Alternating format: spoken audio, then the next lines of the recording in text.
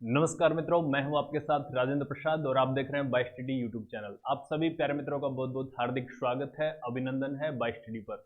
मित्रों, हम पढ़ रहे थे राजस्थान की कला और संस्कृति, और राजस्थान कला और संस्कृति में हमारे दो टॉपिक कंप्लीट हो चुके हैं, राजस्थान के लोकगीत और राजस्थान के लोक नृत्य। और आज हमारा टॉपिक चल रहा है राजस्थान के लोक नाट्य। और इससे पहले एक जो टॉपिक है, यानी एक चैप्टर है लोक नाट्य का, वो पिछले वीडियो में मैं कंप्लीट करवा चुका हूं।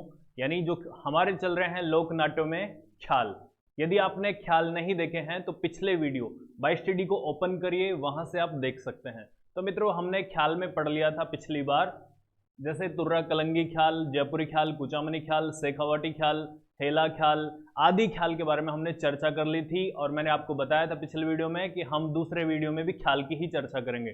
जैसे नौटंकी हुआ और स्वांग हुआ और लीला हुई, इनके बारे में हम आगे वाले वीडियो में चर्चा करेंगे। तो आप सभी मित्र, अगर आपने पहला वीडियो नहीं देखा है तो उसे देखिए। और आज हम चर्चा करते हैं मित्रों लोक नाट्यों में रम्मत की। आज हम चर्चा करेंगे रम्मत की, तमाशे की और बाकी अन्य टॉपिक्स की। तो मित्रों जुड़े रहिए। सबसे पहले मैं यहाँ टॉपिक लिख दूं आपके लिए, लोक नाट्य। कौन सा टॉपिक है मित्रों? लोक नाट्य। यदि आपने पिछले वीडियो नहीं देखे हैं तो उन्हें जरूर देखिए। मित्रों, थोड़ा धैर्य बनाए रखिए, आपको बहुत ही विस्तृत और सारगर्भित पढ़ाने जा रहा हूं। इसलिए यदि आपको थोड़ी जल्दी है तो 1.25 या 1.5 मल्टीप्लाई की स्पीड से आप देख सकते हैं वीडियो को, जिससे आपका समय की बचत भी रहेगी और आपको पूरा मैटर भी मिल जाएगा। लेकिन वीडियो को अंत तक जरूर देखिए, चैनल को सब्सक्राइब करें। तो मित्रों, हम लोक नाट्य में बात कर रहे थे रम्मत की। तो आज हम प्यारे मित्रों रम्मत खेलते हैं। क्या खेलेंगे? रम्मत।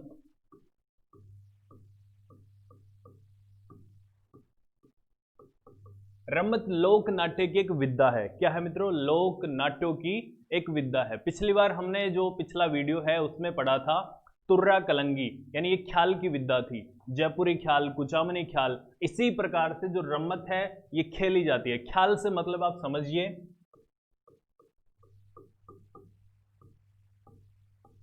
यानी ऐसा नाट्य है जिसमें सुनना प्रधान होता है। यानी इसके पात्र तो होते हैं, लेकिन पात्रों की अपेक्षा जो पात्र जो बात कहते हैं उसे सुना जाता है। बाकी जो अन्य लोक नाट्य हैं उनमें देखना और सुनना दोनों प्रधान होते हैं, बल्कि ख्याल में क्या होता है कि सिर्फ सुनना प्रधान होता है।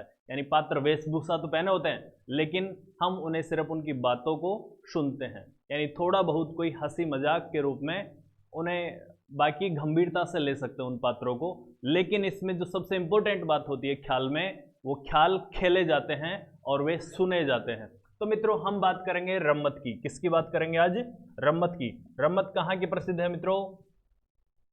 देखिए, हम रम्मत के बारे में यदि जाने तो रम्मत सबसे पहले जैसलमेर से बनी है। आप याद करिए, कमिश्नर खोल दरवाजा, हमें भी जेल जाना है, हिंद तेरे न तेरे बाप का, हमारी मातृभूमि पर लगाया बंदी खाना है।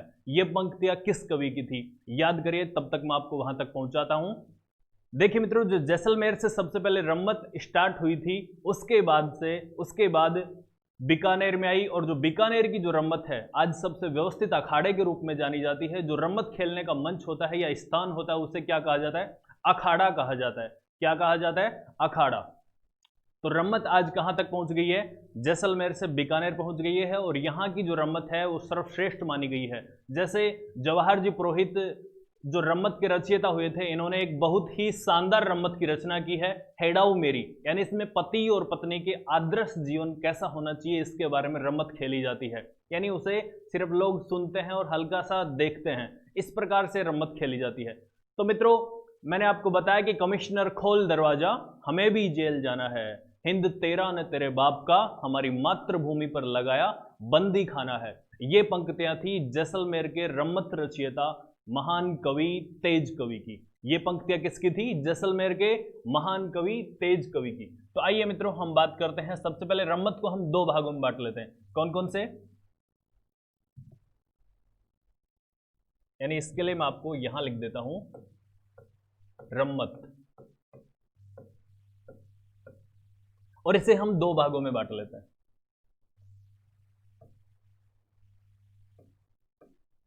एक इसका जन्म स्थान और एक आज जहां वास्तव में बहुत अच्छी और शानदार रम्मत खेली जाती है जो कि प्रचलन में है। जैसलमेर में अब इतनी प्रचलन में रम्मत नहीं रही, लेकिन बीकानेर में आज भी ये जीवंत है।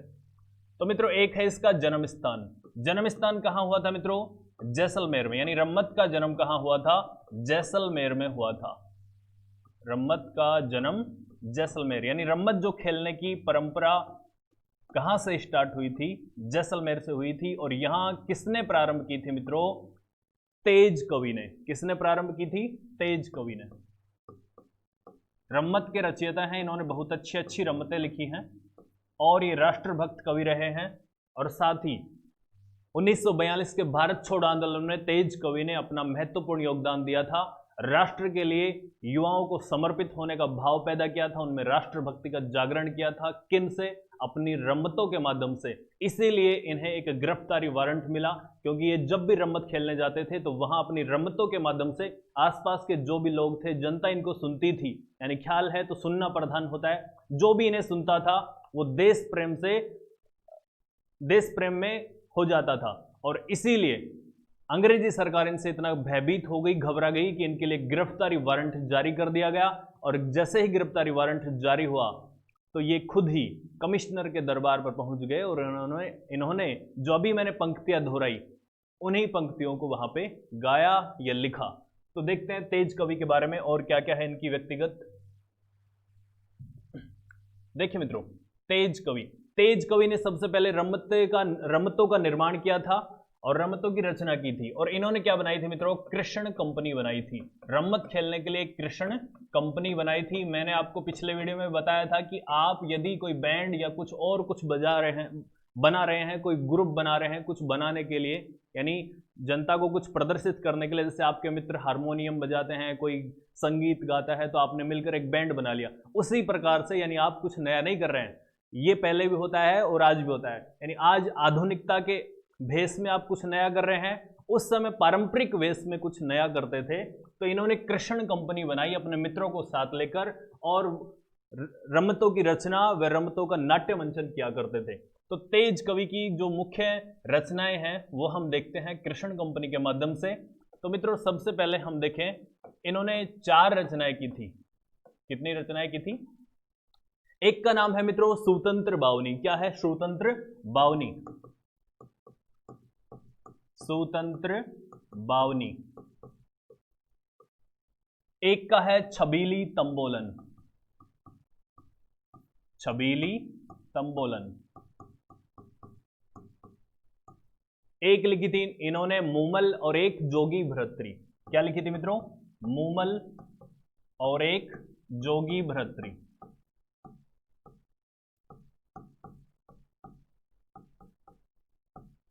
तो मित्रों यदि हम देखें तेज कवि के बारे में, इन्होंने क्या लिखी थी? सुतंत्र बावनी लिखी थी। 1942 में मैंने आपको बताया क्या चल रहा था? भारत छोड़ो आंदोलन, अंग्रेजों भारत छोड़ो मूवमेंट या आंदोलन चल रहा था 1942 में, भारत छोड़ो आंदोलन। उसी समय ये जो सुतंत्र बावनी है इसकी तेज कवि ने रचना की थी और इसमें देशभक्ति से ओतप्रोत रम्मतें लिखी गई थी। और सुतंत्र बावनी को 1943 में क्या हुआ था मित्रों? 1943 में महात्मा गांधी, जिन्होंने यानी राष्ट्रपिता महात्मा गांधी, जिन्होंने भारत छोड़ो आंदोलन चलाया और अंग्रेजों को देश से भगाने में एक अपना महत्वपूर्ण योगदान दिया, उस महात्मा को इन्होंने 1943 में अपनी सुतंत्र बावनी भेंट की या समर्पित की। 1943 में महात्मा गांधी को सुतंत्र बावनी भेंट की।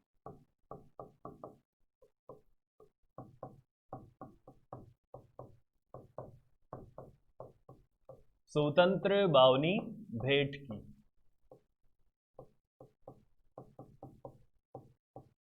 और इसी समय ये क्या करते थे? 1942 का जो भारत छोड़ो आंदोलन था इसमें ये क्या करते थे?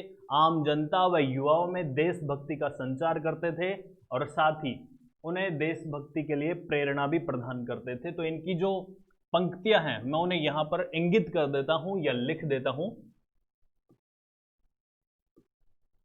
कमिश्नर खोल दरवाजा, ये इनकी पंक्तियां हैं, बड़ी ही फेमस हुई हैं। आपके लिए मित्रों ये बहुत अच्छी पंक्तियां हैं, यदि आप इन्हें याद रखना चाहे किसी भी एग्जाम में ये क्वेश्चन बन सकता है कि निम्न पंक्तियां किस कवि की हैं। कमिश्नर खोल दरवाजा,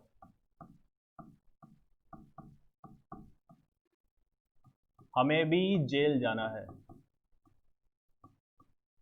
हमें भी जेल जाना है,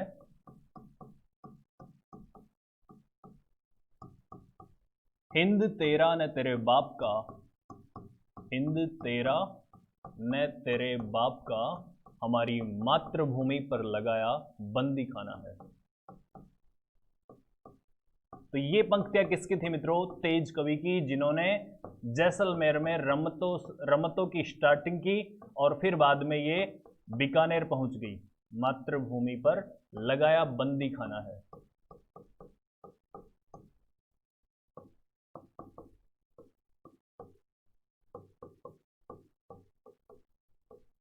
तो इन्होंने लिखा मित्रों कौन कौन सी कविताएं, यानी जो रमतें उनके बारे में हम देखें तो इन्होंने लिखी स्वतंत्र बावनी, छबीली तंबोलन, मूमल और जोगी भरतरी।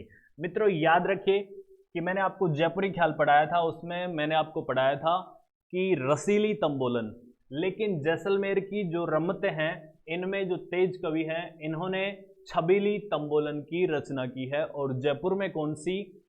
रसीली तंबोलन, जो कि जयपुरी ख्याल में ख्याल के माध्यम से की जाती है। अब हम देखते हैं मित्रों, ये हो गया आपका जैसलमेर और उधर हम चलते हैं बीकानेर की तरफ। कहां पे? बीकानेर की तरफ।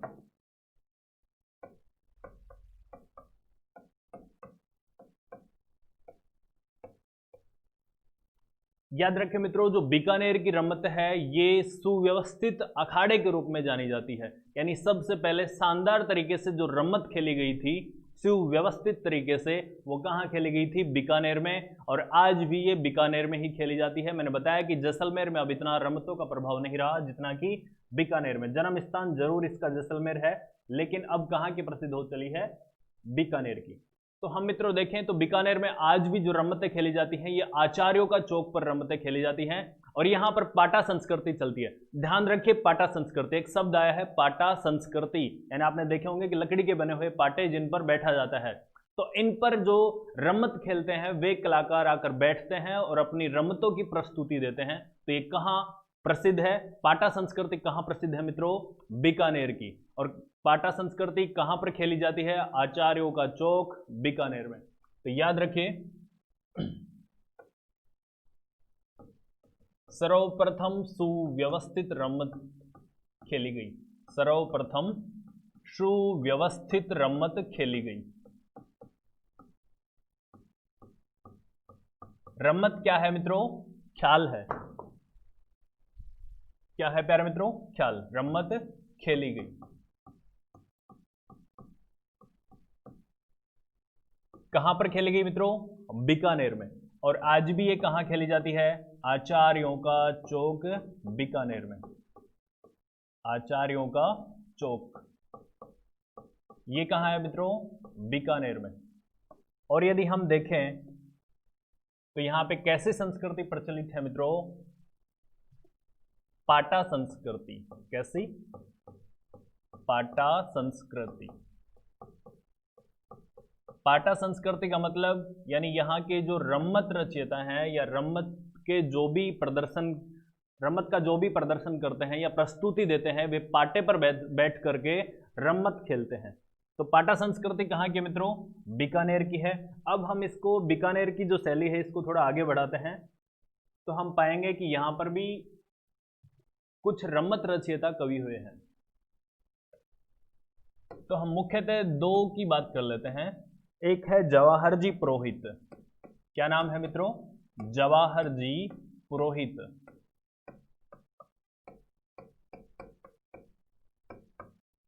और एक है मनीराम व्यास। क्या है प्यारे मित्रों? मनीराम व्यास।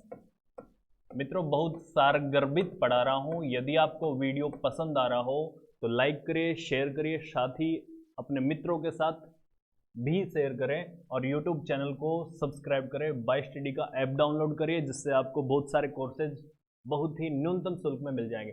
देखिए मित्रों, जो पाटा संस्कृति है बीकानेर की है, और यहाँ पर भी जो रम्मत रचयिता हैं ये हुए, एक थे जवाहरजी पुरोहित, एक थे मनीराम व्यास। तो जवाहरजी पुरोहित थे, इन्होंने हेडाऊ मेरी नाम से एक रम्मत लिखी जो कि बहुत ही शानदार व प्रचलन में प्रचलित रम्मत है, जो आज भी खेली जाती है। इसमें होता क्या है कि पति पत्नी का आदर्श जीवन कैसा हो, इसके बारे में इस रम्मत में खेला जाता है। और रम्मत खेलने वाले को क्या कहा जाता है? रम्मतिये या खेलार कहा जाता है। तो देखिए प्यारे मित्रों, जो जवाहरजी पुरोहित है इन्होंने क्या लिखा? हेडाऊ मेरी, हेडाऊ मेरी। तो हेडाऊ मेरी में क्या है मित्रों?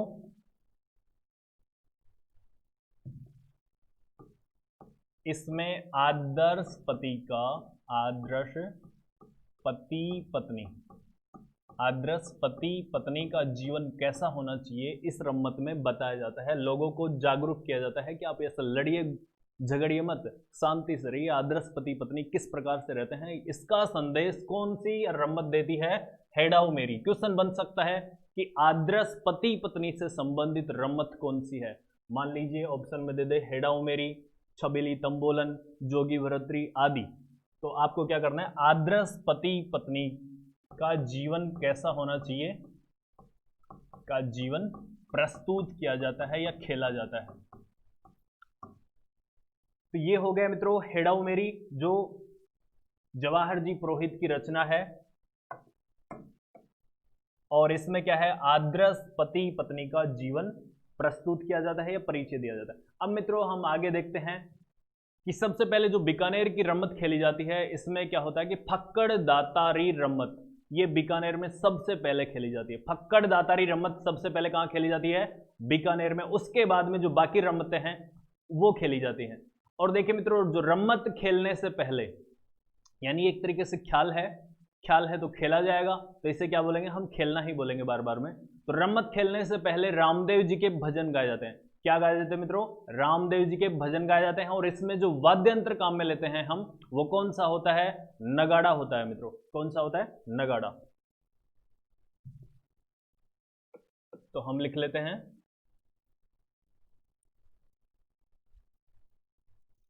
यानी रम्मते गाने से पहले, रम्मते खेलने से पहले रामदेव जी के भजन गाए जाते हैं। क्या करते हैं मित्रों? रामदेव जी के भजन गाए जाते हैं।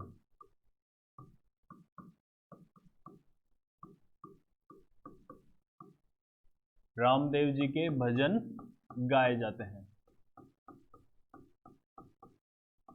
सबसे पहले क्या करते हैं? जब भी यहां रम्मत खेली जाती है तो रामदेव जी के भजन गाए जाएंगे। और बीकानेर में जो सबसे पहली रम्मत खेली जाती है वो कौन सी होती है? बीकानेर में सबसे पहली रम्मत फक्कड़ दातारी रम्मत, जो मुस्लिम संप्रदाय से संबंध रखती है। सबसे पहले खेली जाने वाली रम्मत कौन सी होती है प्यारे मित्रों? फक्कड़ दातारी रम्मत।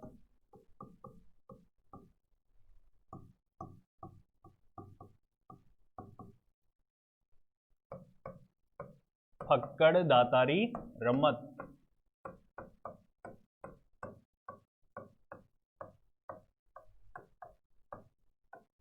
याद रखना चाहे तो ये कौन सी है? मुस्लिम संप्रदाय की रम्मत है। मुस्लिम संप्रदाय से संबंधित।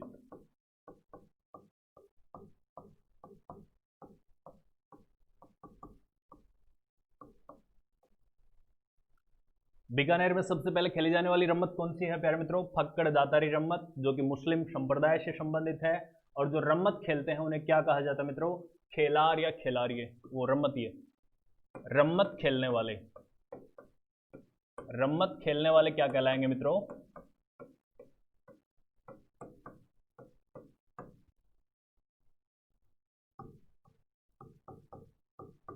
खेलार या रम्मतिये।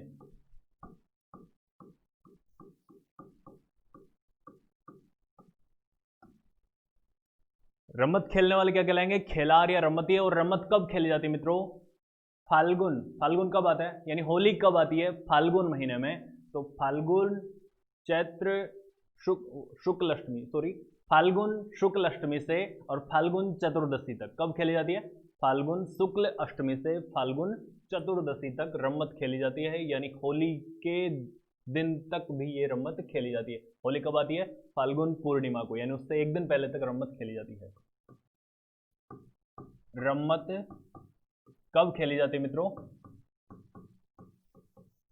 फाल्गुन शुक्ल अष्टमी,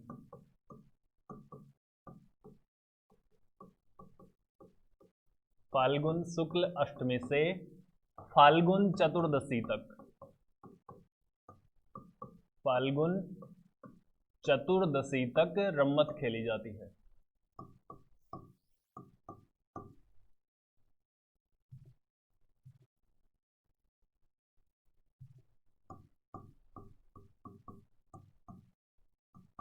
और इसमें वाद्यंत्र मैंने बताया था, वाद्यंत्र क्या काम में लिया जाता है मित्रों? रम्मत खेलते समय नगाड़ा। वाद्यंत्र के बारे में हम लिखें वाद्य यंत्र, तो वाद्य यंत्र कौन सा? अपना नगाड़ा। देखिए मित्रों, जो बाकी जो अन्य रम्मतें हैं इसमें जो खेली जाती हैं वो कौन कौन सी है आपको बता दूं। लावणी, लोकगीत पढ़े होंगे, यदि नहीं पढ़ा है तो पिछला वीडियो देखिए लोकगीत से संबंधित, उसमें मैंने आपको लावणी बताई थी। लावणी क्या होती है कि किसी प्रेमी पुरुष द्वारा अपनी प्रेमिका को बुलाने के लिए जो गीत गाए जाते हैं वे क्या कहलाते हैं? लावणी कहलाते हैं। तो इसी प्रकार से इसमें जो रम्मत है एक, वो लावणी है। अन्य रम्मतें, अन्य रम्मतों की बात करें तो वे हैं मित्रों लावणी, चौमासा व गणेश वंदना। कौन कौन सी रम्मतें हैं मित्रों? व गणेश वंदना। तो मित्रों ये होगी अपनी रम्मत। यदि हम इसको एक बार देखें, आप इसका स्क्रीनशॉट ले सकते हैं मित्रों, मैं इसको छोटा कर देता हूं एक बार। ये लोकनाट्य की परंपरा स्टार्ट थी, रम्मत हम खेल रहे थे, तो ये आप इसका स्क्रीनशॉट ले लीजिए एक बार यहां तक। इसके बाद हम देखते हैं, आप स्क्रीनशॉट लेना चाहें तो ले सकते हैं। हेडाओ मेरी किसकी है? जवाहर जी पुरोहित की आदर्श पति पत्नी का जीवन प्रस्तुत। और रम्मत खेलने से पहले रामदेव जी के भजन गाए जाते हैं। बीकानेर में सबसे पहले खेली जाने वाली रम्मत फक्कड़ दातारी रम्मत।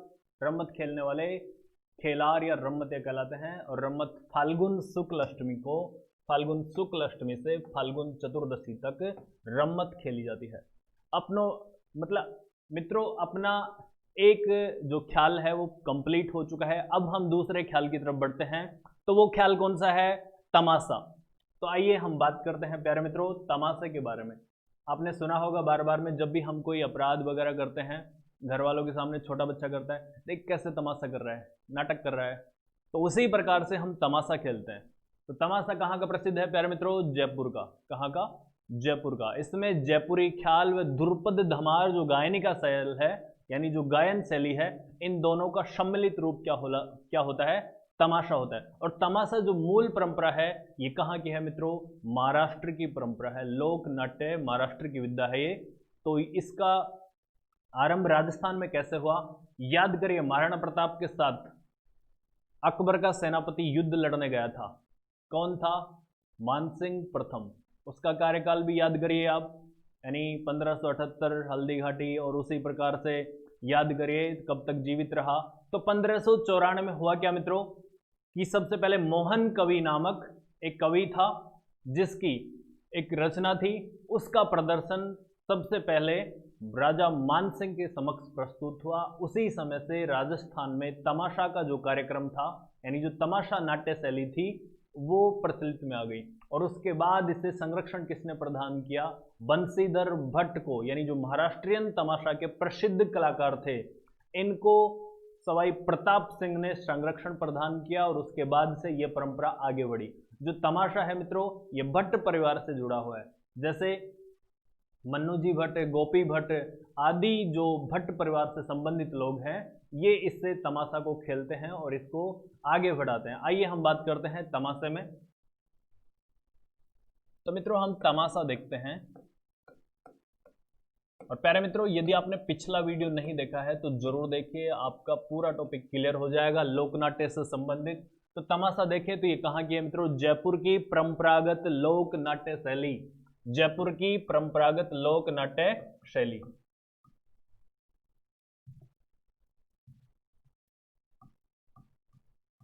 जयपुर की परंपरागत, और यदि वीडियो आपको स्लो लग रहा है तो इसे स्पीड में करके आप देख सकते हैं, परंपरागत लोक नाट्य शैली।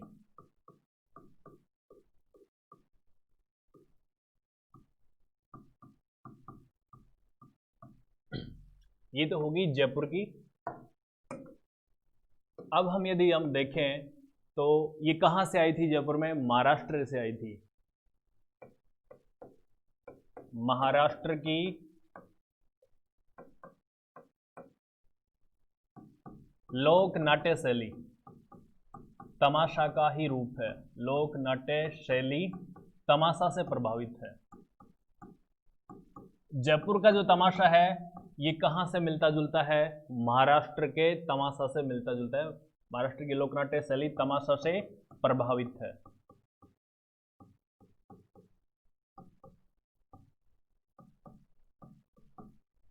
और यदि हम देखें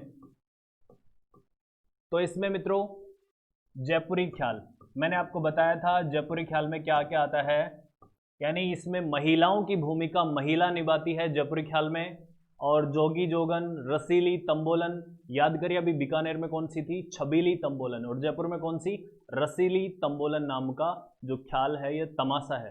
तमाशा है लेकिन ये ख्याल ही है एक तरह से, यानी इसको हम विस्तृत रूप में पढ़ें तो ख्याल ही है। तो जयपुरी ख्याल व ध्रुपद धमार, यानी जो गायकी का अच्छा रूप है, इन दोनों का सम्मिलित रूप है। जयपुरी ख्याल व ध्रुपद धमार गायकी का, गायन शैली का सम्मिलित रूप है। क्या है मित्रों, गायन शैली का सम्मिलित रूप है।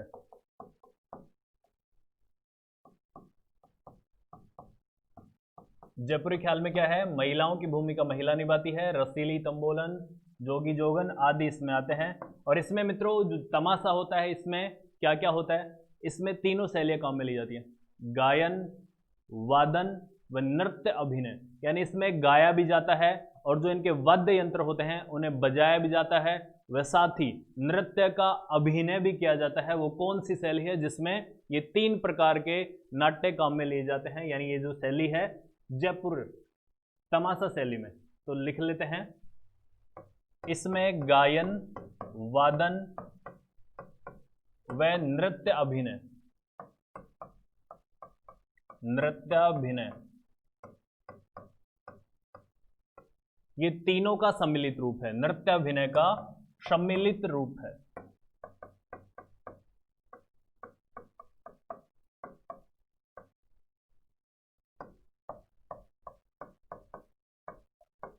अब तक हमने मित्रों ये पढ़ लिया कि महाराष्ट्र की लोकनाट्य शैली तमाशा से प्रभावित है। महाराष्ट्र के जो कलाकार थे वो यहाँ आए थे और इन्होंने तमाशा का जो रचना है वो राजस्थान जयपुर में की थी।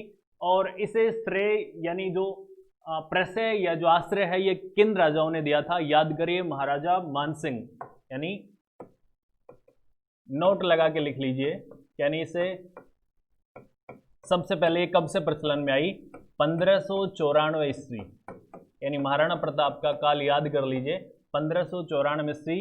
ये वही मानसिंह है जो अकबर के सेनापति के रूप में कहा गया था वीर शिरोमणि महाराणा प्रताप से युद्ध लड़ने। 1594 ईस्वी में जयपुर के महाराजा मानसिंह फर्स्ट के समक्ष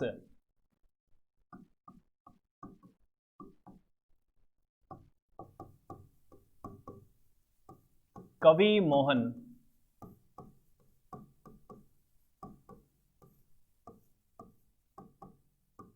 का तमाशे का प्रदर्शन हुआ था। कवि मोहन की एक रचना है उसका प्रदर्शन हुआ था।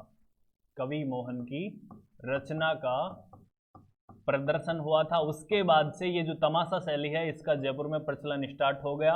और फिर 17वीं सदी के आसपास जो प्रताप सिंह है इन्होंने इसे आश्रय प्रदान किया और ये राजस्थान यानी जयपुर में प्रचलन में आ गई। रचना का प्रदर्शन या प्रस्तुति हुई थी किसके समक्ष? महाराजा मानसिंह के समक्ष 1594 ईस्वी में। अब देखिए इसे वास्तव में संरक्षण कब मिला?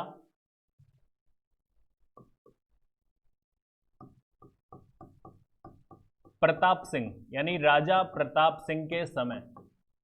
प्यारे मित्रों, राजा प्रताप सिंह के समय बंशीधर भट्ट जो कि महाराष्ट्र के तमाशा शैली के मुख्य खिलाड़ी थे वो जयपुर में आए और जयपुर में आने पर जो प्रताप सिंह है इन्होंने उसे आश्रय दिया और फिर उन्होंने बहुत सारी जो तमाशा शैलियां हैं उनका निर्माण किया। आगे हम देखते हैं प्रताप सिंह के समय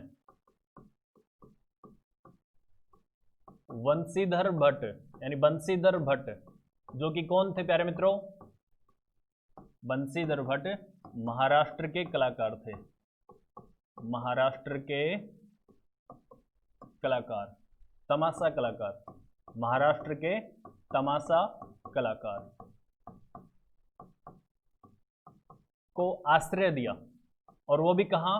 गुणीजन खाना। आप याद रखिए एक शब्द है गुणीजन खाना, आश्रय दिया।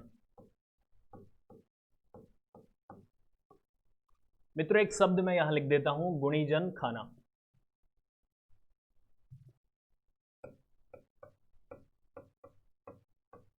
गुणीजन खाना यानी गुणीजन कौन होंगे मित्रों? यानी जो सर्वश्रेष्ठ होंगे, सबसे अच्छा कार्य करते होंगे, गुणी लोग होंगे जिनमें कोई गुण होंगे, विशेषता होगी। इसीलिए जयपुर में जो जयपुर रियासत थी, आमेर रियासत थी, इसमें एक गुणीजन खाने का निर्माण किया गया यानी एक अलग से विभाग या डिपार्टमेंट बनाया गया और इसमें जो भी यानी लोक नाट्य से संबंधित, वास्तुकला से संबंधित जो भी विद्वान थे उनको गुणीजन खाना में आश्रय प्रदान किया जाता था। यानी ये राजाओं के संरक्षण में रहते थे। तो इसी गुणीजन खाना में जो बंशीधर भट्ट थे ये सम्मिलित किए गए थे। अब मित्रों प्रताप सिंह के समय बंशीधर भट्ट महाराष्ट्र के तमाशा कलाकार जयपुर आ गए और फिर क्या हुआ? इनका जो पूरा परिवार था ये तमाशा शैली में लीन हो गया, तल्लीन हो गया और इन्होंने तमाशा शैली को जो जयपुर है इसमें अच्छे रूप से आगे बढ़ाया। और जो आज भी जो तमाशा शैली है वो भट्ट परिवार का एक बहुत ही शानदार संबंध है और इसके जो भी कोई तमाशा शैली के नाट्य कलाकार हैं वो आज भी ये तमाशे को बहुत ही शानदार तरीके से निभाते हैं। तो आइए हम जानते हैं कि भट्ट परिवार यानी भट्ट परिवार का संबंध तमाशा शैली से है। भट्ट परिवार का संबंध तमाशा शैली से है।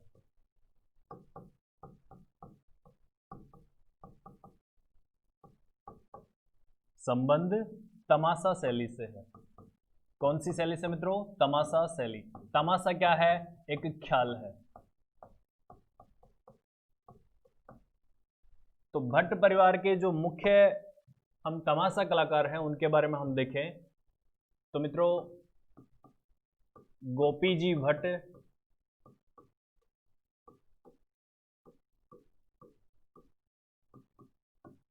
मन्नू जी भट्ट, फूल जी भट्ट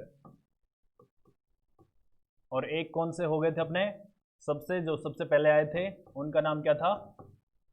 बंशीधर जी भट्ट। तो फूलजी भट्ट है, इन्हें श्रेय जाता है कि इन्होंने उस्ताद परंपरा का शुभारंभ किया था। कौन सी परंपरा का? उस्ताद परंपरा का शुभारंभ किया था।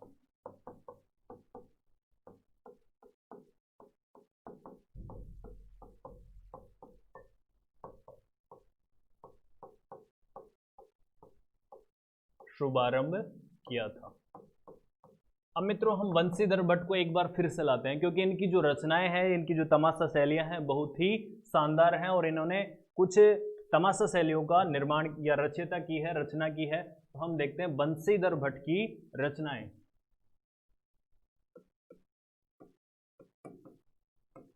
बंशीधर भट्ट की रचनाएं।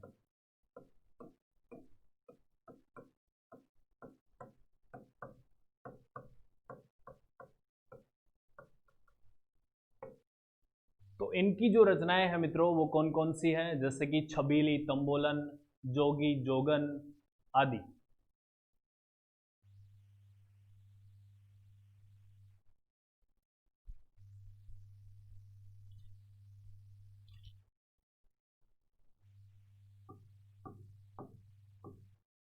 ओ सॉरी, रसीली तंबोलन।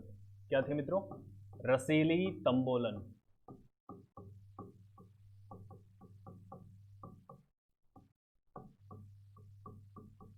जोगी, जोगन,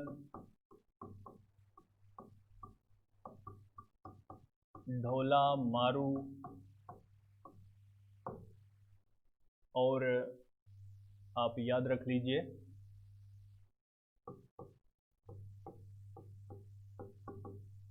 हीर, रांझा। ये आदि किसकी रचनाएं थी मित्रों? बंसीधर भट्ट की रचनाएं थी, जिन्होंने यानी रसीली तंबोलन, जोगी, जोगन और ढोला, मारू, हीर, रांझा आदि किसकी थी? ये बंसीधर भट्ट की थी। और जैसे हम देखें छैला पणिहारण, कौन मित्रों? छैला पणिहारिण और छुट्टन मियाँ, एक है छुट्टन मियाँ। यानी आदि रचनाएं किन्होंने की थी? ये बंसीधर भट्ट ने की थी। तो मित्रों यदि हम देखें तो होली के दिन कौन सी खेली जाती है? होली के दिन जोगी जोगन का जो तमाशा है वो खेला जाता है, और साथ ही होली के दूसरे दिन यानी पूर्णिमा को कौन सा खेला जाता है? जोगी जोगन तमाशा खेला जाता है। और होली के दूसरे दिन चैत्र में पहुंच जाते हैं, फाल्गुन के बाद, तब कौन सा तमाशा खेला जाता है? हीर और रांझा। कौन सा मित्रों? हीर और रांझा। तो लिख लीजिए, नोट कर लीजिए, होली के दिन जो तमाशा खेला जाता है होली के दिन वो है प्यारे मित्रों जोगी जोगन। कौन सा? जोगी जोगन। आप इसे यूँ याद रख सकते हैं कि जोगी कौन होते हैं? साधु कनफटे, जो मतलब कानों में बड़ा सा कुंडल पहनते हैं, जैसे योगी आदित्यनाथ जैसे मुख्यमंत्री यूपी वाले, तो उनको याद कर लीजिए जोगी जोगन। तो इन जोगियों का काम क्या होता है मित्रों? जैसे भी ये शंकर के भक्त होते हैं या नाथ के भक्त होते हैं, नाथ संप्रदाय से संबंध रखते हैं, तो ये क्या करते हैं कि अपना पेट कैसे भरते हैं? यानी ऐसे जैसे होली के दिन कोई आपने अच्छा सा माल बनाया घर पे, यानी खाने के लिए बर्फियाँ, कई सारी चीज़ें बाकी जो, तो फिर क्या होता है कि ये मांगने के लिए जैसे आ रहे हैं, तो होली के दिन कौन आएंगे मित्रों? जोगी जोगन। तो इसे यूँ याद रख सकते हैं कि होली के दिन कौन सा होता है? जोगी जोगन का तमाशा होता है होली के दूसरे दिन, यानी धुलंडी के दिन। धुलंडी के दिन क्या होता है प्यारे मित्रों? क्या होता है? याद करिए। धुलंडी के दिन होगा, हम एक दूसरे के गालों पर गुलाल लगाते हैं। क्या लगाते हैं? गुलाल लगाते हैं। तो ये प्यार की रस्म होती है। तो इसे कौन खेलेंगे? हीर और रांझा। यानी इस दिन कौन सा तमाशा खेला जाता है? हीर रांझा। अब हम देखें मित्रों चैत्र, आगे त्योहार बढ़ता ही जा रहा है। चैत्र शुक्ल शीतला अष्टमी, यानी शीतला अष्टमी कब आती है? चैत्र शुक्ल को आती है शीतला अष्टमी। तो इस दिन कौन सा त्योहार खेला जाता है मित्रों? छुट्टन मियाँ। कौन सा? छुट्टन मियाँ। छुट्टन मियाँ त्योहार कब खेला जाएगा? तमाशा कौन सा खेला जाएगा? छुट्टन मियाँ कौन से दिन? शीतला अष्टमी को। कहां पर खेला जाता है ये तमाशा? जयपुर में खेला जाता है प्यारे मित्रों। कहां पर खेला जाता है? जयपुर में खेला जाता है।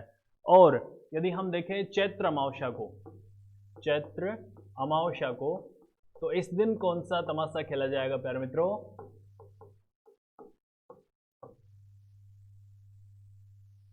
तो इस दिन जो तमाशा खेला जाएगा मित्रों वो गोपीचंद, राजा गोपीचंद का जो तमाशा है वो खेला जाएगा।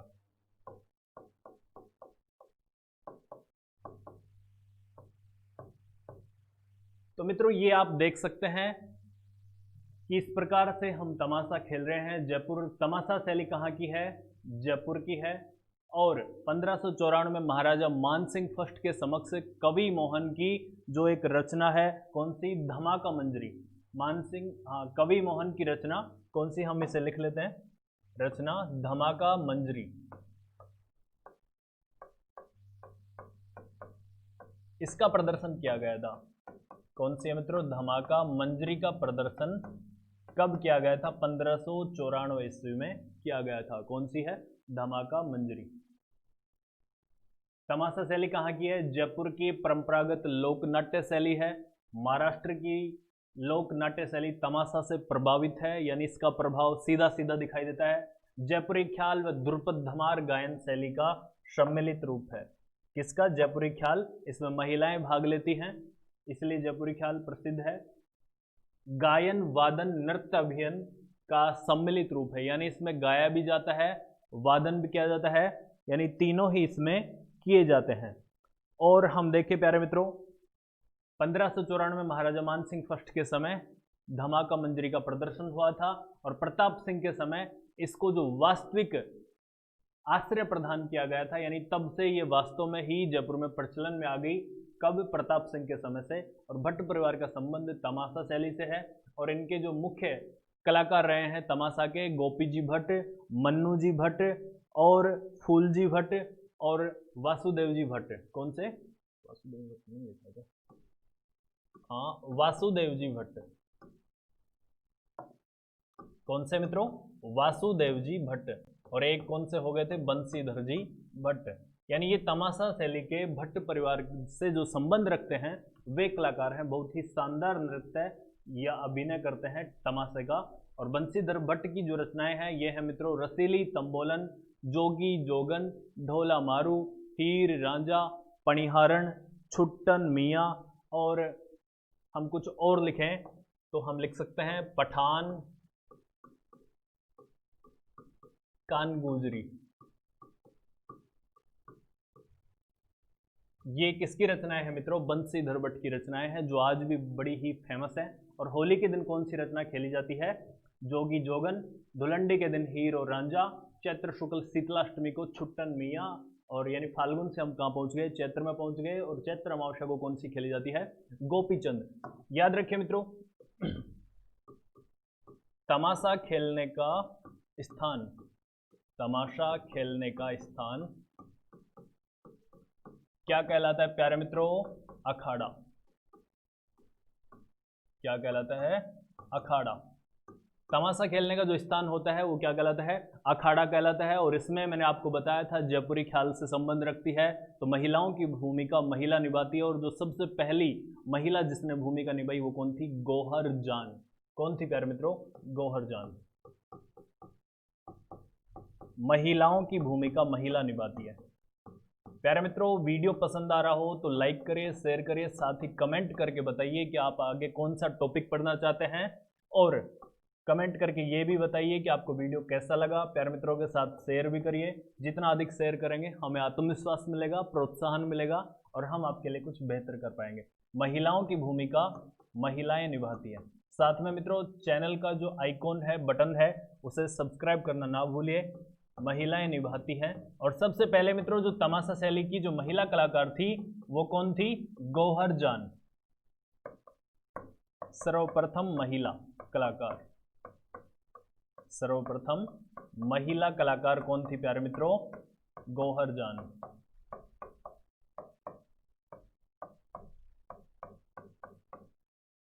गौहर जान।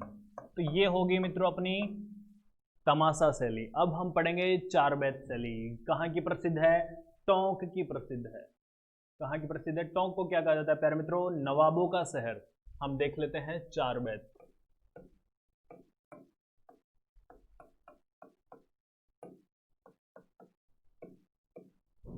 तो प्यारे मित्रों जो चार बैत शैली है कहाँ की प्रसिद्ध है? टोंक की प्रसिद्ध है। और टोंक को क्या कहा जाता है? नवाबों का शहर कहा जाता है।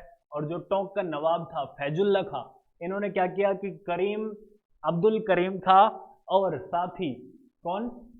खलीफा अब करीम खां को, निहंग को आश्रय प्रदान किया। और उसके बाद से ये जो चार बैत शैली है ये कहाँ पर खेली जाने लगी मित्रों? ये टोंक में खेली जाने लग गई। और ये कव्वाली की तरह खेली जाती है। इसमें होता क्या है कि दो ग्रुप बन जाते हैं। एक ग्रुप का जो समूह होता है वो अपने साथ क्या रखता है? डफली रखता है। तो वो डफली को उछालते हुए, यानी बार बार में ऐसे उछलता है। आपने गांव में कभी देखा होगा जैसे डफ या डफली बजाते समय जो उसके जो कलाकार होते हैं वो प्यारे मित्रों उछलते हैं, यानी जैसे डफली बजाएंगे, डफली ऐसे रखेंगे हाथ में और उछल के फिर बजाते हैं उसको, और अपने घुटनों के बल बैठते हैं फिर बजाते हैं। इस प्रकार की प्रक्रिया इसमें करते हैं। और किस प्रकार से चलती है, कव्वाली की तरह चलती है। यानी ये देखिए ग्रुप का सरदार हो गया आपका, और ये क्या करता है मित्रों, इसके पास डफली है, सबसे पहले ये डफली बजाएगा, फिर इसके पीछे जो छुट भैया होते हैं, छोटी टीम, बाकी जो खिलाड़ी डफली वाले, तो फिर ये बजाएंगे। यानी कव्वाली पहले एक गाएगा यानी मुख्य कलाकार सबसे पहले डफली बजाएगा, फिर छोटे छोटे जो बाकी कलाकार होते हैं ये इसका साथ देते हैं। क्या करते हैं मित्रों, साथ देते हैं।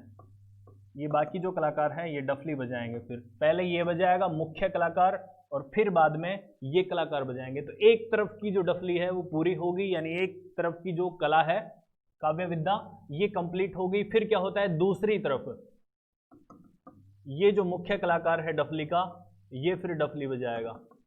क्या करेगा, ये डफली बजाएगा, और इसी के साथ बाकी जो इसके कलाकार हैं ये डफली बजा करके, यानी ये क्या है, काव्य विद्या है। ये पठानी काव्य मूल की विद्या है, और जिसका पहले जो यानी नाट्य होता था वो पश्तो भाषा में होता था। किस भाषा में होता था प्यारे मित्रों, पश्तो भाषा में होता था।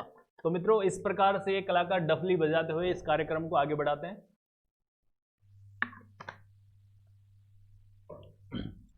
तो मैं इसको रफ कर रहा हूं।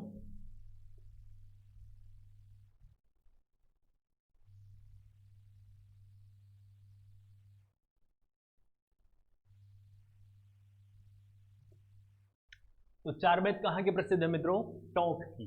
कहाँ की, टोंक की। कहाँ खेली जाती है, टोंक में खेली जाती है। और टोंक को क्या कहा जाता है मित्रों, नवाबों की नगरी या नवाबों का शहर, नवाबों की नगरी।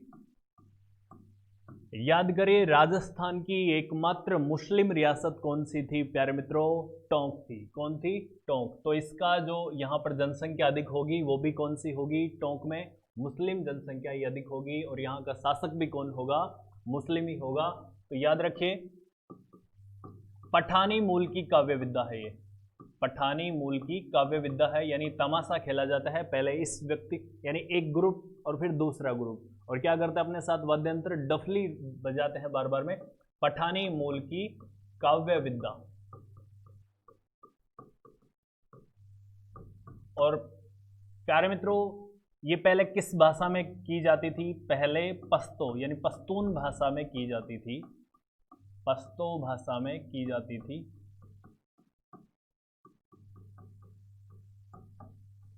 और इसे संरक्षण किसने प्रदान किया प्यारे मित्रों, तो याद रखिए टोंक के नवाब फैजुल्ला खान ने, टोंक के नवाब फैजुल्ला खान ने अब्दुल करीम खां और खलीफा करीम खां निहग को आश्रय प्रदान किया और चार बेत शैली को आगे बढ़ाया। टोंक के नवाब, टोंक का नवाब कौन है प्यारे मित्रों, याद रखिए टोंक का नवाब फैजुल्ला खां, फैजुल्ला खान ने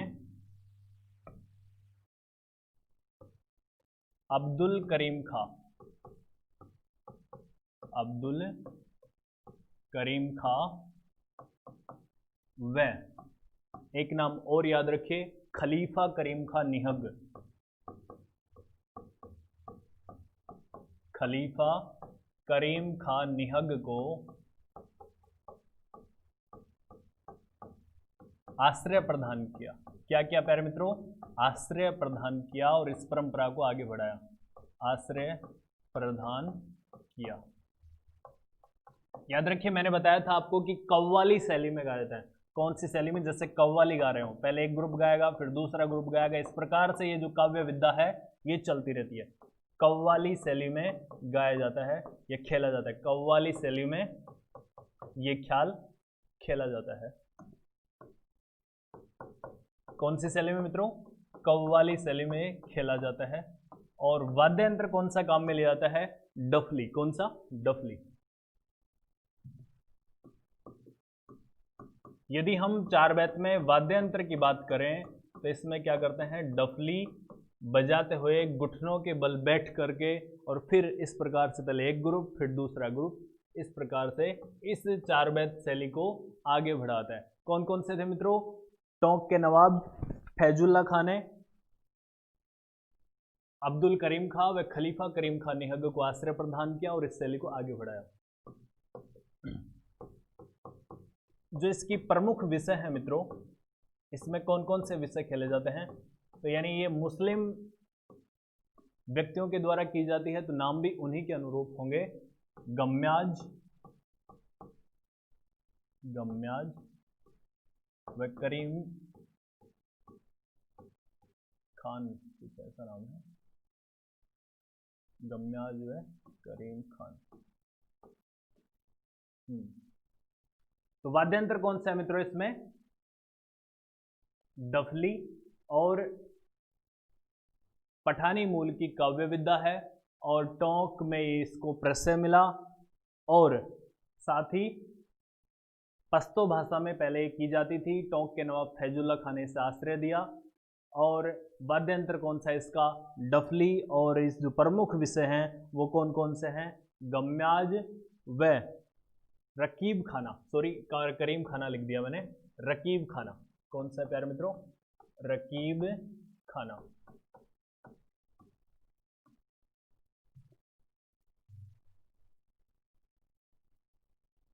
तो इस प्रकार से होगी आपकी चार बैत शैली। आगे हम पढ़ें तो हम पढ़ेंगे माच ख्याल। क्या पढ़ेंगे मित्रों, माच ख्याल। माच ख्याल कहाँ खेले जाते हैं मित्रों, आजकल वर्तमान में मारवाड़ क्षेत्र में माच ख्याल खेले जाते हैं।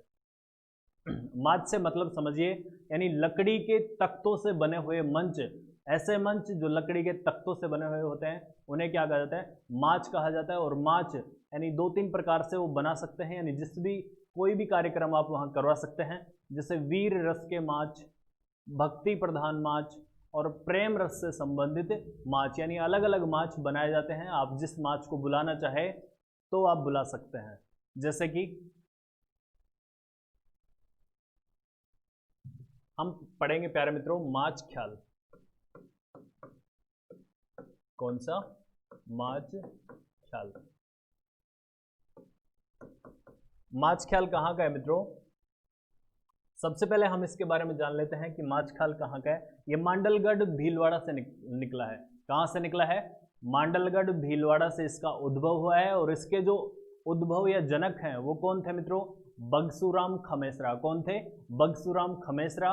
और अब ये प्रचलित कहाँ है, मारवाड़ क्षेत्र में है। और तीन प्रकार के माच होते हैं, अलग अलग, एक साथ नहीं, अलग अलग, प्रेम रस, भक्ति रस और वीर रस से संबंधित। और इसकी जो रचनाएं होती हैं, जैसे कि ये वीर रस से प्रधान होता है ज़्यादातर, इसीलिए इसको बुलाया जाता है। यानी मंच पर ये लकड़ी का तख्त बना दिए जाते हैं, मंच बना दिए जाते हैं और इनके कलाकारों को बुलाया जाता है, फिर वो वहाँ पर अपनी प्रस्तुति देते हैं। तो हम यदि बात करें तो माच ख्याल में कौन कौन से विषय होते हैं, इसमें जैसे माच ख्याल है तो वीर रस से प्रधान होगा। तो इसमें जैसे अमर सिंह राठौड़ हुआ, राजा भरतरी हुआ, मोर ध्वज हुआ, तारामती हुई, ढोला मारू हुआ, हीर और रांझा हुआ, ये प्रेम की कहानी आ गई। तो इस प्रकार से ये माच ख्याल खेले जाते हैं। तो प्यारे मित्रों माच ख्याल कहाँ का प्रसिद्ध है, अब सबसे पहले हम देख लें इसका उद्भव कहाँ हुआ। उद्भव हुआ था मित्रों मांडलगढ़ भीलवाड़ा में। कहाँ हुआ था, मांडलगढ़ भीलवाड़ा में।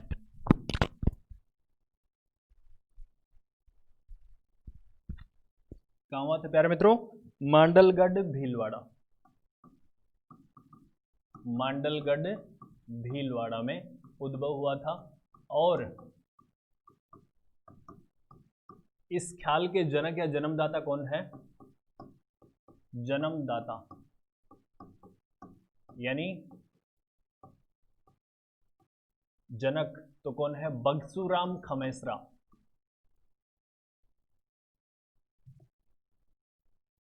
कौन है मित्रों, बगसूराम खमेसरा।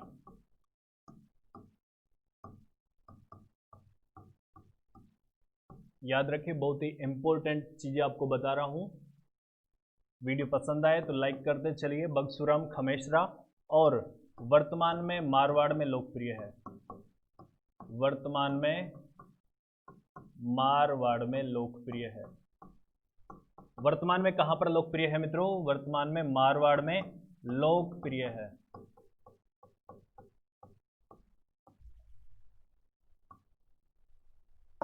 और हम देखें तो माच कौन कौन से होते हैं, तीन प्रकार के माच मैंने बताए।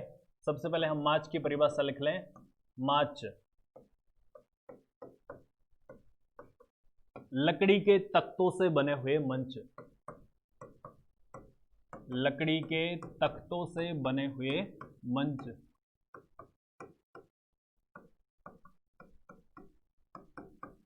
और ये मंच कितने प्रकार के बन सकते हैं मित्रों? 3 प्रकार के। कितने प्रकार के? 3 प्रकार के। तो बता दूं, माच क्या होता है? एक तरीके से मंच होता है। तो वीर रस से प्रधान मंच, भक्ति रस से प्रधान मंच और प्रेम रस से प्रधान मंच को ही क्या कहते हैं? माच कहा जाता है। प्रेम रस से प्रधान मंच। जो इसमें मुख्य माच होते हैं वो कौन कौन से होते हैं प्यारे मित्रों? आइए हम बात करते हैं मुख्य विषय, यानी जो माच के मुख्य विषय होते हैं वो कौन कौन से होते हैं? अमर सिंह राठौड़ हुआ। कौन सा? अमर सिंह राठौड़। अमर सिंह राठौड़ के बारे में याद करिए। एक ऐसा राठौड़ जिसने भरे मुगल दरबार में मुगल सेनापति सलावत खां का अपनी कटार या तलवार से सिर अलग कर दिया था भरे मुगल दरबार में। एक ऐसा वीर था। तो इसकी जाहिर सी बात है कि इसके लिए कुछ किंवदंतियां भी बनेंगी, कुछ ख्याल भी बनेंगे। और ये जो एकमात्र अमर सिंह राठौड़ एक ऐसा पात्र है जिसका आपने ज़्यादातर जिक्र सुना होगा। सबसे पहले मैंने तुर्रा कलंगी लिया था, सॉरी जयपुरी ख्याल लिया था, कुचामनी ख्याल, शेखावटी ख्याल। इन सभी में क्या होता है कि जो अमर सिंह राठौड़ है इसका जो पात्र होता है इसके बारे में कहीं कोई इसका तमाशा बना रहा है, कहीं कोई इसका जयपुरी ख्याल बना रहा है, कहीं कोई कुचामनी बना रहा है और यहाँ पर इसका माच बन रहा है। यानी एक बहुत बड़ा पात्र अपने आप में, ये जो विषय है अपने आप में सब कुछ समेटे हुए। तो कौन सा हो गया? अमर सिंह राठौड़। यानी इसमें राजाओं की कौन सा वीर रस सबसे प्रधान कौन सा है? इसमें वीर रस प्रधान है। तो वीर रस प्रधान होगा तो इसमें राजा महाराजाओं की जो बातें हैं वो सबसे ज्यादा लिखी जाएंगी या बताए जाएंगे, उसका प्रदर्शन किया जाएगा। तो राजा भर्तृहरि, राजा भर्तृहरि, साथ ही राजा मोरध्वज। कौन सा प्यारे मित्रों? राजा मोरध्वज। प्रेम रस भी है तो इसमें कौन सा होगा? हीर रांझा।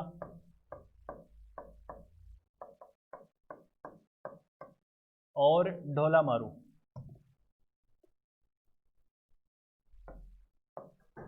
कौन सा? ढोला मारू।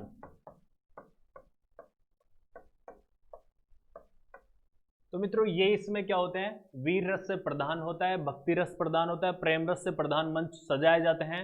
अमर सिंह राठौड़, राजा भर्तृहरि, राजा मोरध्वज, हीर रांझा, तारामती आदि की जो इसमें क्या किए जाते हैं प्यारे मित्रों? इसमें माच खेले जाते हैं।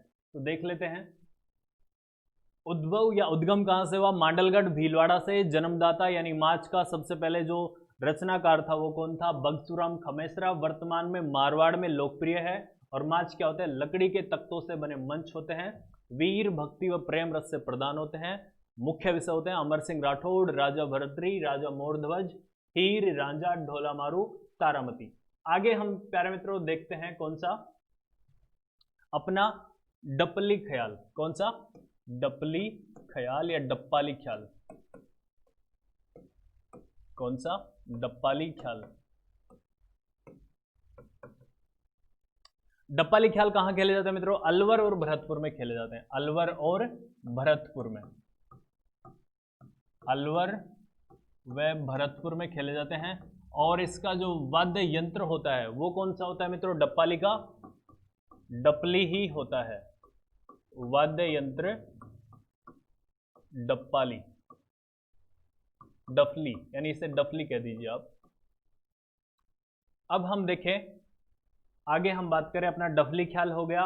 एक ख्याल की और बात करें, गंधर्व नाट्य। कौन सा मित्रों?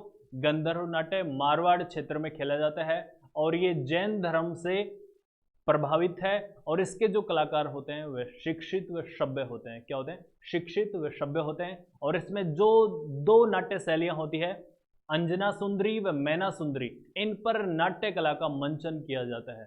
और जैन धर्म से संबंधित होने के कारण याद रखिए क्वेश्चन बन सकता है कि सबसे शिक्षित व सभ्य कलाकार निम्न में से कौन से नाट्य शैली के मिलते हैं। तो ये विशेषतः याद रखने वाली चीज है। कौन सा नाट्य है? गंधर्व नाट्य शैली के जो कलाकार होते हैं वे क्या होते हैं? शिक्षित व सभ्य होते हैं। और सबसे शानदार जो शिक्षित नाट्य होता है वो कौन सा होता है? गंधर्व नाट्य।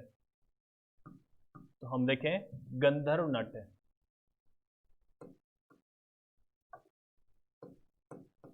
मित्रों, वीडियो पसंद आ रहा हो तो लाइक करिए, शेयर करिए और चैनल को सब्सक्राइब करिए।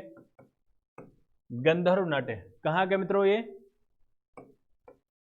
मारवाड़ के जो गंधर्व होते हैं, किसके द्वारा खेला जाता है गंधर्व नाट्य? मारवाड़ के पेशेवर, यानी ये जो गंधर्व होते हैं नाट्यकार, ये पेशेवर होते हैं, इसीलिए शिक्षित और सभ्य होते हैं। पेशेवर गंधर्वों के द्वारा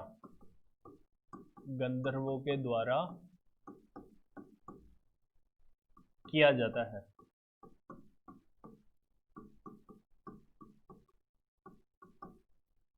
किसके द्वारा?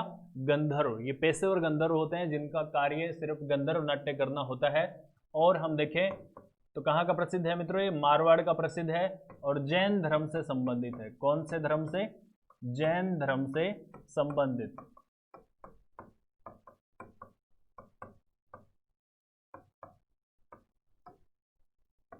इसमें कौन से नाट्यों पर मंचन किया जाता है मित्रों? अंजना सुंदरी व मैना सुंदरी नामक दो नाट्य शैलियां हैं, इनका मंचन किया जाता है। अंजना सुंदरी व मैना सुंदरी, अंजना सुंदरी व मैना सुंदरी नामक संगीत नाट्य होते हैं। कैसे नाटक होते हैं मित्रों?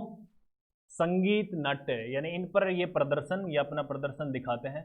मैना सुंदरी व अंजना सुंदरी नामक संगीत नाट्य।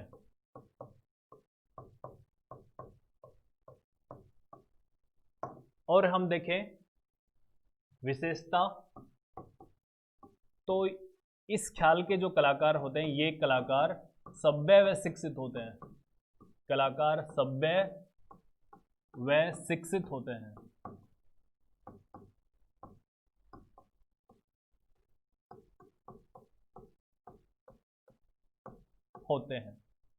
कैसे होते हैं मित्रों? सभ्य व शिक्षित होते हैं।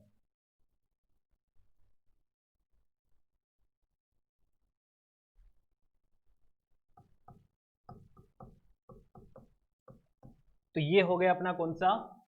गंधर्व नाट्य। मारवाड़ के पेशेवर कलाकार जो गंधर्व होते हैं उनके द्वारा क्या जाता है? जैन धर्म से संबंधित होता है। अंजना सुंदरी व मैना सुंदरी नामक संगीत नाट्य किए जाते हैं और ये कलाकार सभ्य व शिक्षित होते हैं। यदि हम और नाट्यों की बात करें तो कुछ 2-3 और नाट्य हैं छोटे छोटे, उनके बारे में मैं आपको बता देता हूं। एक मित्रों सवारी नाट्य। कौन सा? सवारी नाट्य। फिर आज हमारा ये नाट्य का कौन सा टॉपिक कंप्लीट हो जाएगा? नाट्य में ख्याल का, यानी बहुत ही विस्तृत चैप्टर है और सारगर्भित भी, इसलिए आप वीडियो को शेयर करिए जिससे ज्यादा से ज्यादा लोगों को फायदा मिले। सवारी नाट्य कब किए जाते हैं प्यारे मित्रों? सवारी नाट्य यानी किसी भी धार्मिक व पौराणिक कथाओं पर आधारित होते हैं और ये सवारी या जब जुलूस निकाला जाता है तब ये नाट्य निकाले जाते हैं, तब ये नाट्य किए जाते हैं। यानी सवारी व जुलूस के वक्त, यानी किसी देवी देवता का जब जुलूस निकल रहा होता है या कोई पौराणिक पुरुष होता है, महापुरुष, उस पर कोई जुलूस या सवारी निकल रही होती है, तब कौन सा नाट्य किया जाता है? सवारी नाट्य किया जाता है। सवारी व जुलूस निकालने के दौरान। कब किया जाता है प्यारे मित्रों? निकालने के दौरान।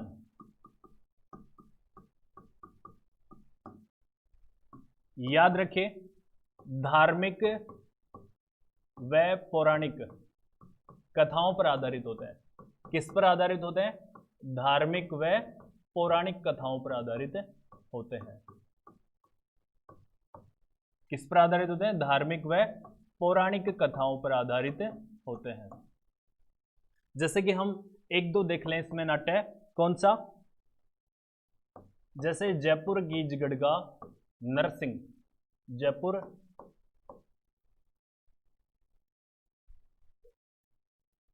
गीजगढ़ का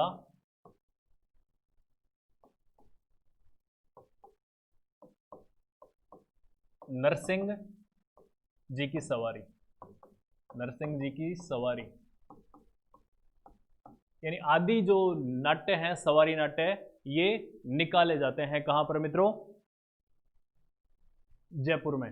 और हम यदि देखें तो एक नाट्य और बचता अपना, दंगली नाट्य। कैसा नाट्य? दंगली नाट्य। तो दंगली नाट्य में यदि आपने पिछला वीडियो नहीं देखा है तो जरूर देखिए, उसमें मैंने आपको बताया था कि दंगली नाट्य में क्या होता है कि जो कन्हैया ख्याल है, हेला ख्याल है, इसमें पूरा एक दंगल बना लेते हैं वे लोग। और जैसे दंगली नाट्य क्या होता है कि ये एक ग्रुप ये बन गया और एक ग्रुप ये बन गया, सैकड़ों की संख्या में लोग इधर होते हैं, किसी के पास डफली होती है, किसी के पास कुछ होता है, और पहले ये एक ग्रुप नृत्य करेगा, जैसे 100 लोगों की संख्या इस ग्रुप में मान लो और 100 लोगों की संख्या इस ग्रुप में मान लो, तो इस प्रकार से एक दंगल बन जाता है। ये कैसा है? संगीत दंगल। कहाँ है? संगीत दंगल के नाम से जाना जाता है। तो इसमें ये पूरा का पूरा जो संगीतकार होते हैं, नृत्यकार होते हैं, ये सम्मिलित होते हैं, फिर ये ग्रुप करता है। इस प्रकार से संगीत दंगल या दंगली नाट्य चलता रहता है। एक इसी प्रकार से बैठकी नाट्य, बैठकी नाट्य आपने पिछला वीडियो नहीं देखा तो उसमें जरूर देखिए, तुर्रा कलंगी ख्याल मैंने पढ़ाया था। कैसे किया जाता है मित्रों? ये बैठकर किया जाता है। कैसे किया जाता है? बैठकर किया जाता है। और तुर्रा कलंगी जो नाट्य है उससे प्रभावित होता है, तुर्रा कलंगी नाट्य से प्रभावित। तो प्यारे मित्रों, ये हो गए आज के हमारे लोक नाट्य, जिसकी हमने एक शैली पढ़ी, कौन सी? ख्याल शैली। और आगे हम पढ़ेंगे नौटंकी, स्वांग व लीला। आप सभी का बहुत बहुत आभार, धन्यवाद। वीडियो पसंद आए शेयर करिए, चैनल को जरूर सब्सक्राइब करें। बहुत बहुत धन्यवाद। जय हिंद।